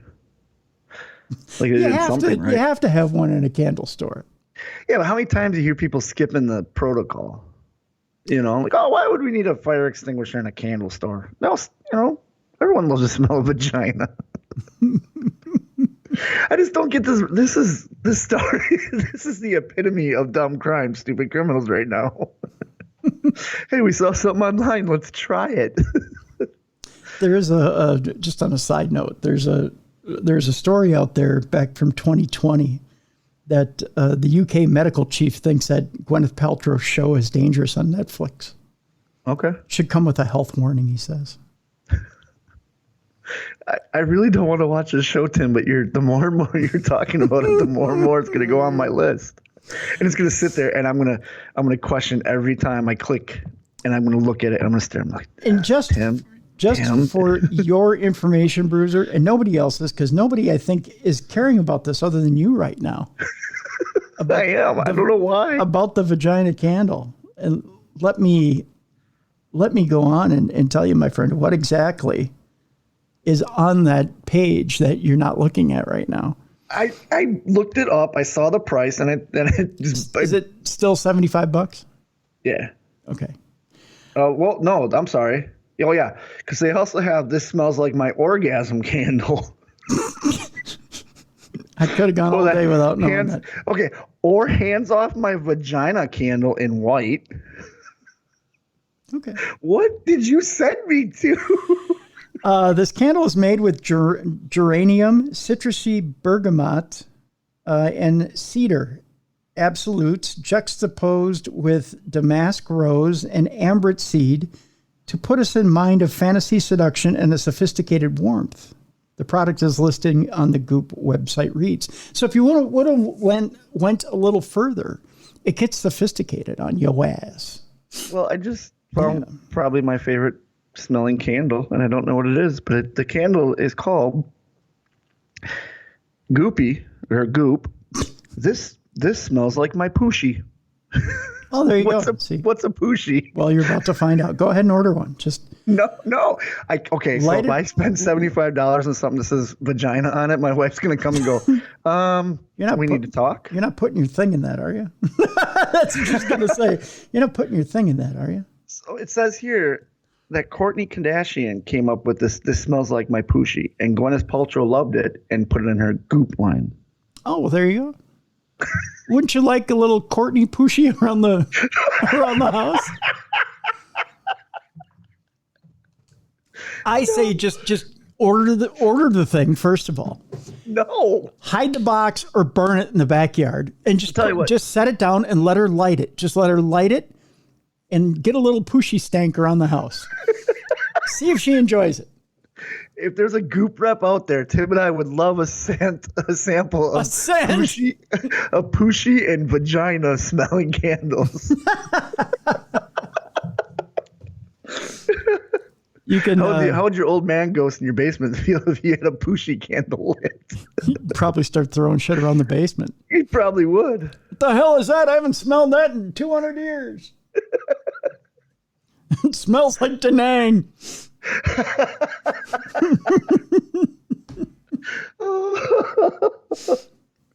I try to stay away from that in Da Nang, and all of a sudden you make my work area smell like it. I wonder what would happen if I lit one of those in a professional wrestling locker room.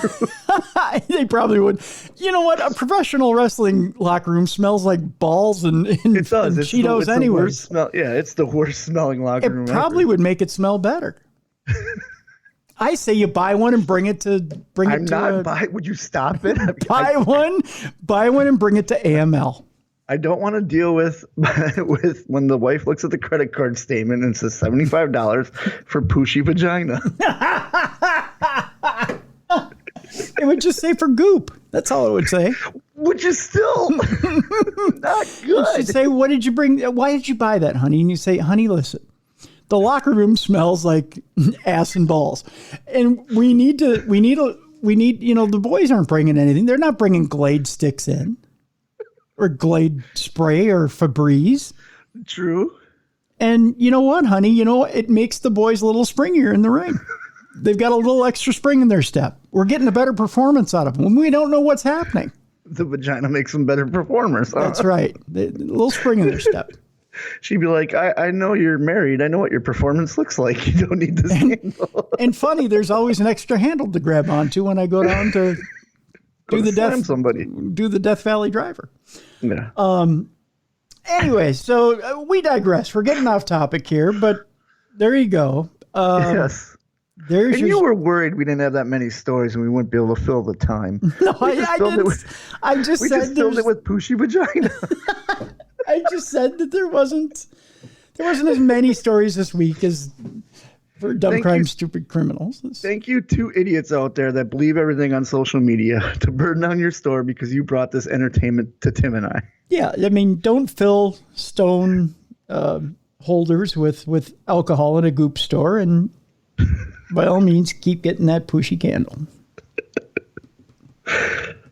Now, see, we're going to get a bunch of email from people who enjoy the candle. Yeah. Who say, you know what? I like to come home and fire it up when I come home from work. I enjoy a good Poosh. You said it, I didn't. I was trying to handle it as an adult. So Ziggy Star Pup the other day got really excited. And she's a puppy, you know that. She's only, I think, 14 weeks. Uh-huh. Well, she got excited and forgot to let us know she had to go to the bathroom, so she started shitting on the ground. So I'm yelling, no. So now she's running. You can't make a candle out of that, by the way. Well, so we clean it up, but the smell was still there. Yeah. So we brought some candles. We went with pine and sugar cookie. Oh, nice. Do you think Mrs. Bruiser would have been okay if I said, hey, instead of these, let's just spend $75 on goop vagina smelling candles? No. It's geranium, citrusy bergamot, and cedar absolutes. With a little bit of damask rose and ambret seed. Okay. It puts us in the mind of fantasy, seduction, and a sophisticated warmth. On top of dog shit. So I'm just saying, it's all there. It's all there. It's all there. It's all there. Yeah. Honey, why are you getting turned on when the dog takes a shit? I don't know. It's just something. But hey, why not?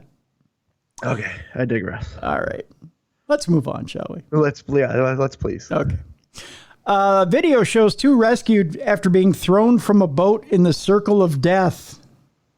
If you're gonna capsize your boat, don't do it in the circle of death. That's the wrong place you want to be. Yeah. A video shared by local police showed two people being rescued after being ejected from a boat and stranded in a circle of death last week. The Marshfield Police Department said it received a call on July 5th from Captain Dana Blackman of the fishing vessel. Story skipped on me here. Of the fishing vessel Finest Kind, who reported seeing a 24-foot center console boat circling at a high rate in the area of Farnham Rock Buoy number 6, about 3/4 of a mile from Brant Rock, according to a news release shared on the website of the Marshfield Police Department. Captain Blackman said two males, including one who flagged down help while waving a T-shirt in the water, were pulled from the water after he observed the circling boat. Police said the two men were somehow ejected from the boat and weren't wearing life jackets. Shame on you. Always have a life jacket. Or tethered to a vessel kill switch when they were found stranded within the boat's tight, out-of-control circle pattern.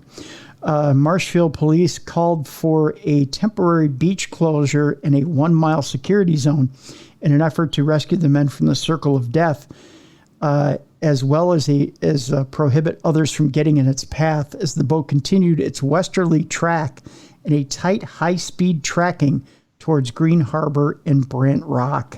The sea tow managed to follow the prop using a nylon tow line after a 90-minute response, and the 2 men were successfully rescued without injury. Yeah, always wear your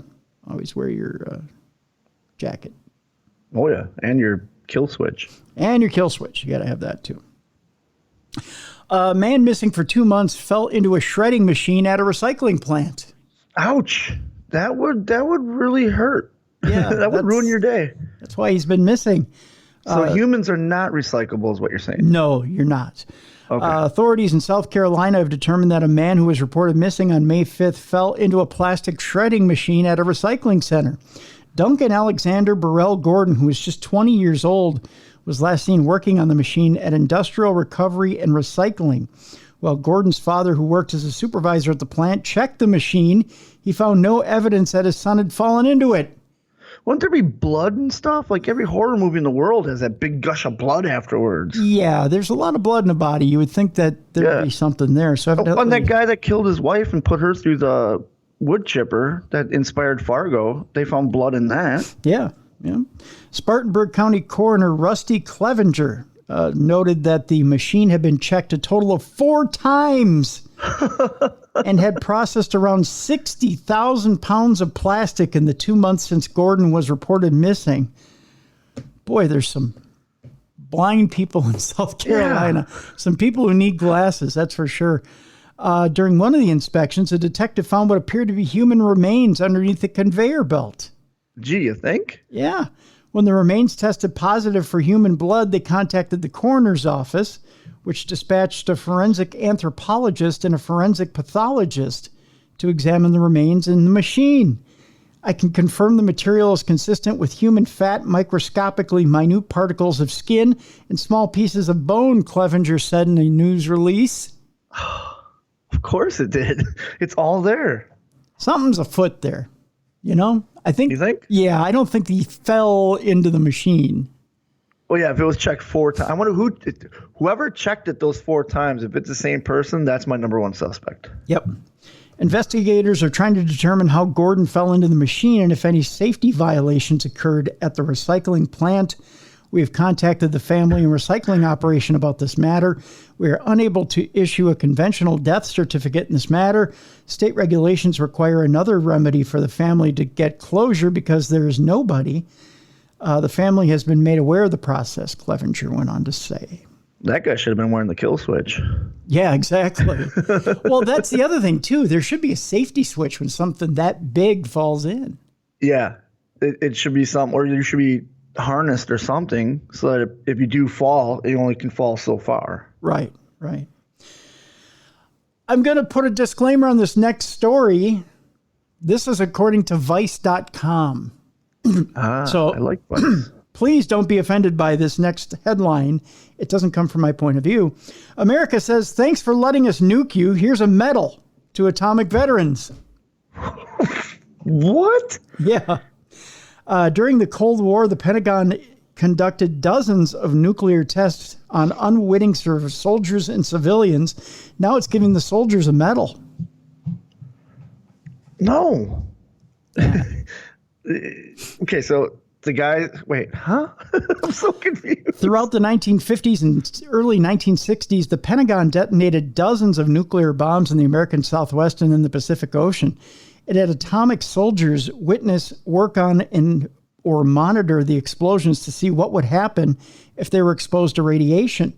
In total, hundreds of thousands of civilians and soldiers were exposed to nuclear bomb blasts. Now, almost 60 years after America's last open-air nuclear test, the Pentagon is honoring the soldiers with a medal. Why did it take 60 years? These guys are literally giving up their lives. Yeah. The soldiers who were exposed to radiation during the course of nuclear testing or cleanup are called atomic veterans. The Secretary of Defense announced the medals in a press release. that noted the service and sacrifice of the atomic soldiers. The Atomic Veterans Commemorative Service Medal recognizes that the service and sacrifice of the atomic veterans directly contributed to our nation's continued freedom and prosperity during the period following World War II and was pivotal to our nation's defense during the Cold War era. Notably, the dangerous and important work these veterans performed was often done in secret due to national security requirements, the press release said. It's impossible to know just how many atomic veterans there were, but estimates from advocacy groups put the number around 225,000 people. Wow. I smell a comic book here. Atomic Veterans or Atomic Soldiers could be a really good graphic novel where they got like superpowers from all the radiation. I don't think people got superpowers from this, buddy. I don't think so either, and I'm not trying to offend anybody, but No. that sounds like a superhero origin story. Poet Paul Zimmer was a 19-year-old in the U.S. Army when he saw an atomic bomb go off in 1953. They didn't tell us anything about what was going to happen. No initiation, no training, he said. Okay, that's wrong. Like, don't use humans as guinea pigs. Recalling the event for This American Life, we wore our steel helmets, but were not issued earplugs, eye covers, or any protective clothing. Motherboard previously interviewed soldiers who survived the atomic tests of their own government. When the flash hit you, you could see the x-rays of your hands through your closed eyes. Oh, wow. Then the heat hit you, and that was as if someone my size had caught fire and walked through me. It was an experience that was unearthing. It was so strange. There were guys with bruises and broken legs. We couldn't believe it. To say it was frightening is an understatement. I think it all shocked us into silence. The most horrifying of America's nuclear experiments were conducted on the Marshall Islands between 1946 and 1958. The 1954 Castle Bravo explosion was predicted to be a 5-megaton blast, but the yield was 15 megatons. Oh, jeez. Sailors watching the blast from nearby Navy ships were cooked in their vessel. Oh. Though they survived, many would deal with health concerns for the rest of their life related to witnessing one of the largest nuclear detonations ever conducted. The people of the Marshall Islands were also coated in nuclear fallout from the repeated atomic testing. The people of the islands have experienced failing health and increased birth defects after decades of U.S. atomic testing. But America has largely ignored their plight and dismissed their concerns. Now, the soldiers who witnessed these explosions can apply online to receive a medal decades after their service ended. Veterans sorry for testing on you. Here's a medal. Yeah, that's wrong. Veterans eligible for the medal must have served from July 1 of 1945 to October 1st of 1992. They must also have directly participated in the detonation of an atomic weapon, the cleanup of radioactive material after a detonation or accident, or have been hit by the ionizing radiation from Fat Man or Little Boy. That sounds like our new superhero names. Which one do you want to be? Fat Man and Little Boy. Yeah. The Pentagon will honor some of the atomic veterans in a ceremony near the end of the year.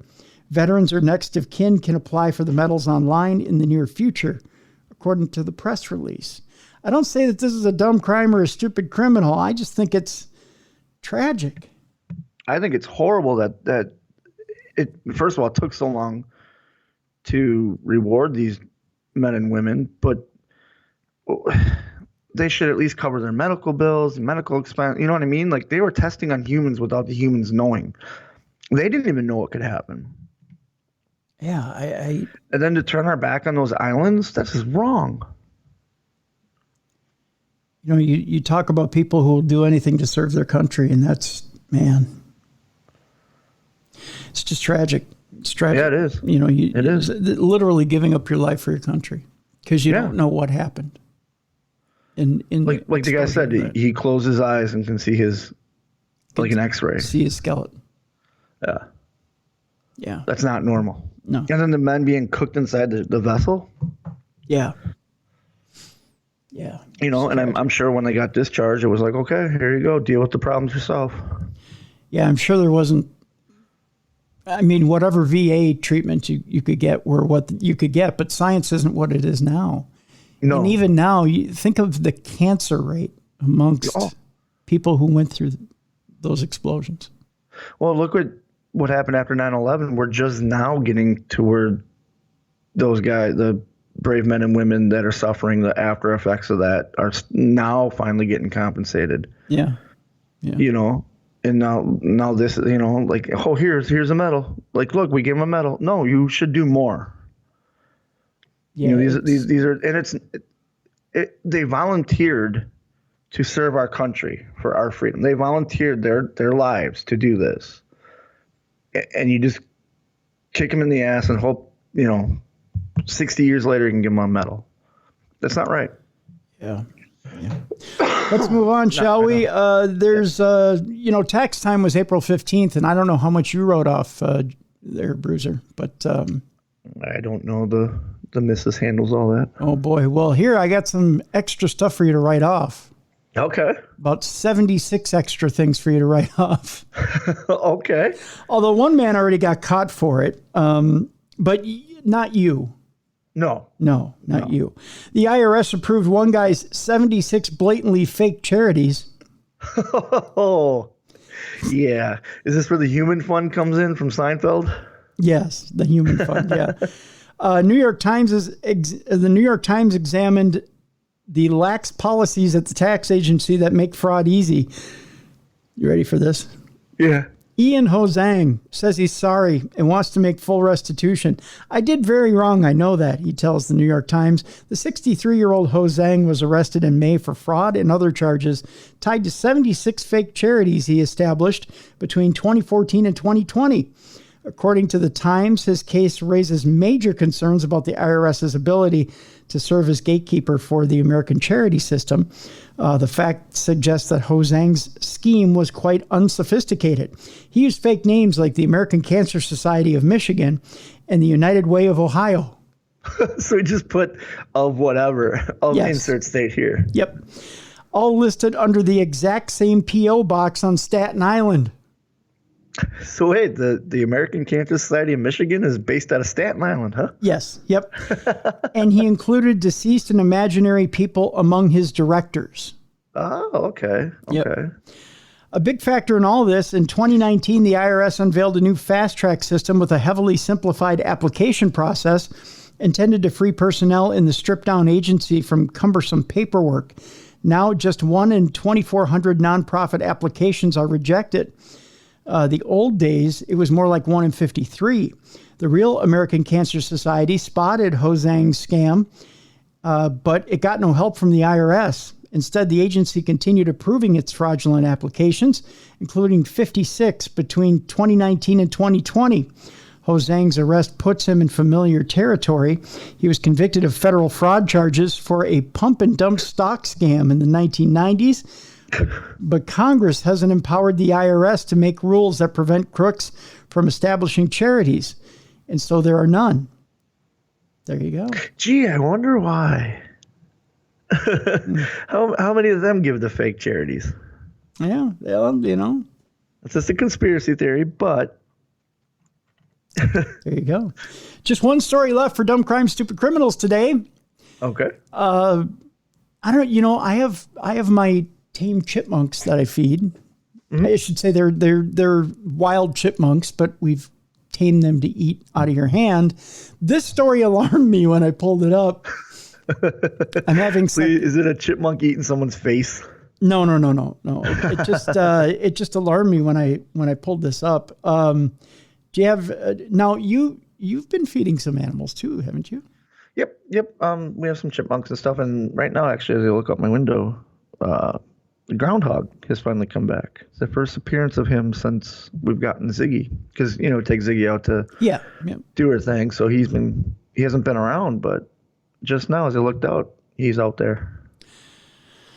You're not in a homeowners association, are you? No, I am not. Okay, good. A Texas couple is in trouble for feeding ducks in their yard. What? Now their home is at risk. Oh, come on. This is one of those dumb laws. Yeah, this is a stupid law. This is like you can't tie your alligator to a fire hydrant type law. Mm-hmm. A Texas couple could lose a residence after their homeowners association sues them over unclean activity. is it unclean? Well, I'm about to tell you. A retired Texas couple is at risk of losing their waterfront home after they fed ducks in their yard, and their homeowners association sued them. The Houston Chronicle reports that George and Kathleen Rowe were hit last month with the HOA complaint, which was filed after neighbors griped that the ducks were doing their business on their property and tearing up their gardens. The suit from the Lakeland Community Homeowners Association alleges that the Rows breached community rules by taking part in activities that caused unclean, unhealthy, or untidy conditions, and that could bring nuisance to common areas or disturb or destroy vegetation, wildlife, wetlands, or air quality, per the Insider. Kathleen Rowe says she suspects, let me get that right. Kathleen Rowe says she suspects the ducks grew up in an incubator, were sold as pets, and were abandoned when their owners no longer felt like caring for them. She says they therefore don't know how to take care of themselves in the wild. They never had a mother, she tells the Chronicle. I'm just stepping in. She also said she fed ducks for 2 years before the HOA complained. Huffington Post notes that the U.S. Department of Agriculture discourages people from feeding ducks and various other animals like geese, raccoons, squirrels, and deer, as food that animals eat isn't healthy for wildlife, and because some of our feathered friends can drop up to a pound of feces per day in yards and waterways. The Homeowners Association is seeking a judicial order to get the Rows to stop feeding the ducks, and if it emerges victorious in the suit, the Rows will have to fork over up to $250,000 in fees. Oh, geez. You know what it was? Is they just made the wrong person mad, whoever's a part of the homeowners association. Yep. Oh, can I feed the ducks too? Actually, we're running a little late. Come back tomorrow. You know what? You're not allowed to do that. Yep. If they can't come up with it, foreclosure could be in the cards. That may not be necessary, however, as the Rows have since put up their house on the market, noting that they don't have that kind of cash on hand. We have to be prepared in case that's what it's going to cost, Kathleen Rowe told the Chronicle. And if they end up having to move, I'm going to miss them terribly, Kathleen Rowe says of the ducks. I'm going to more than miss them terribly, George Rowe adds. You know, it's interesting because you get the quote in here from the U.S. Department of Agriculture is that, well, don't feed the ducks or various other animals like geese, raccoons, squirrels, and deer, and that some of the food is unhealthy for wildlife, unless you research what exactly is acceptable for them and feed them only what's acceptable for them, and don't veer from that guideline. And you can find how to take care of duck anywhere because, especially this year, since the pandemic, ducks have been a popular pet lately.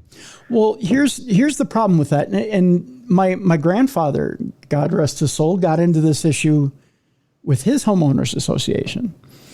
He had geese that they had a man-made pond that was down in a common area. And he would feed the geese, and the geese would come up, and it got so bad that they would come up to his screen door, and they would knock on the screen door. He had a screen door and a sliding glass door, and they would come up and they would knock on the glass. Okay. Because it was time to eat. Yeah. I mean, it was cute because they wanted their food, but at the same time, it became troublesome for the neighbors. The neighbors had an issue with it because sometimes they would walk up to a neighbor if they weren't home, and right. They would knock on the glass and, hey, we want something to eat. And the neighbors weren't too keen about it. So I can see that. So they wanted him to stop feeding the geese. So he came up with a solution that was kind of half and half, and that he built a feeder that was at the geese's height. Okay. So that he would just put cornmeal or corn feed in there, and that they could, I think it was cornmeal. Don't quote me on that. Well, it's like if you go to, I don't know, every beach I've ever gone to always has seagulls, because people bring food to the beach and whatnot, and seagulls want that. Or you go to the zoo, there's always birds and stuff there, Mm-hmm. I used to go to the park and feed ducks there. Yeah. You know what I mean? Like, No offense, it's a wild animal, and everyone has to keep that in mind. And these homeowners are complaining because they're feeding the ducks. This is what's happening to our property. Well, no, because that's still going to happen to your property because they're wild animals. They don't care where they shit, and they are just going to be looking for food. If you have a garden, well, how many people have a garden and a rabbit comes in and ravishes that garden? You know what I mean? Well, they're claiming they wouldn't have come up past the shoreline had there not been food available, or had they not been fed, or known where to come to get food. Which is total BS. You know that as well as I do, because they're going to fly away. Birds shit while they're flying. You know what I mean? Yeah, true. Yeah. How many times do you walk out and there's bird shit all over your car? It doesn't mean you landed on your car. You know, they're not like us where they have to sit down and wipe afterwards. You know what I mean? Like, yeah, true. Like the homeowners are just looking for a way out, and they're going to be sorely disappointed when they find out it's still happening after these people are gone or done or whatever, and they ruin these people's lives for no reason. Yeah. Now, I understand in your grandfather's situation where the geese were actually demanding and going up to people's houses. Okay, now that's a problem. But your grandfather found a great way to kind of make everybody happy. They do that too, though. I mean, after a while, there's an expectation. It's not like wild animals get trained, but there is an expectation. They fall into a pattern. Right. So if you continue to feed or provide food for an animal, they're smart enough to know that you're a provider. Not that they, we had Karen Anderson on. The pet psychic. And by the way, we're going to be drawing for books. No more entries. By the way, we're going to be drawing for books, and we're going to announce those winners tomorrow on the program. Pardon me, hiccups. But we're gonna draw those names tomorrow. So it's not like they look at you with love and affection and that's my human. They're going to feed me, blah, blah, blah, blah, blah. They don't look at you like that. They look at you as a food source. So, they know that I can come to that human for food, or I can come to that person for food. Much like they know I've got food over here. I know I can come over there for food. I can come over there for food. There's a human that provides me food. Right. So it's an easy mark. So they know I can come over there for food. The minute that food source dries up, they move on. Correct. So they know that food source is there. So the minute that my grandfather builds a food box, they know that they don't have to come to the window. As long as the food box is full. Right. The minute it's not full, they come to the window. Yeah. So they know. They're smart enough to know if the food box isn't full, they'll come to the window. But you can't explain that to a homeowners association. They just assume that, they're going to be all over our yards looking for food. If you feed them, they're going to expect us to feed them. No, that's not how it works. They know that we have certain places we can get our food. And if this one person is feeding us, well, then that's the one person we go to. Yeah, they're not thinking of them as wild animals. They're thinking of them as a pet at that point in time. Yeah. So people don't realize. Like you skip days of feeding the chipmunks, right? Like you don't get them every day, right? Well, we tend to get them every day, at least once a day. They have a because they don't eat everything that they put in their pouches. They take it back to their dens and they fill their dens. So at least once a day we provide seeds, but we have 3 dishes worth of seeds that we put out. Okay. So they'll fill their dens and they have enough in their dens to eat. So, but there's like 6 chipmunks out there. They've had babies. Yeah. So, there should be plenty of seeds for everybody. Right. And what they don't get from us, they'll find out in the wild. Right. Exactly. So that's the idea. What they don't get from us, they'll find in the wild. So, meaning that they're still going to go in other people's yards. Like, that's what I'm saying is like the homeowners think, if this couple's not feeding these ducks go away. No, they're going to go someplace else to try and find food. Yeah. And they'll still cross your yard and eat your vegetables. But they also know when we come outside, we've got almonds in our hand. Right. We'll feed them almonds. Yeah. So yeah. And these ducks know it when these humans come out. Yeah. Yeah.